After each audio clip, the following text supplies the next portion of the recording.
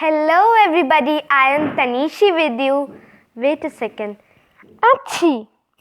Oh, I sneezed. But wait a second, should I cut the video? No.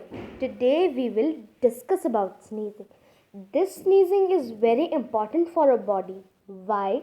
Because when we sneeze, the inside dirt is cleaned up. This is important for our body. And we sneeze because of weather changes also. Like weather is changing from summer to winter. So we are also sneezing because of the weather. You should keep a handkerchief when you sneeze. Interesting fact that some books are also related to sneezing, like sneezing powder written by Gnit Britton and Why Do I Sneeze, and many more. You can buy these books from Amazon or Flipkart. Online you can buy. These are very interesting books.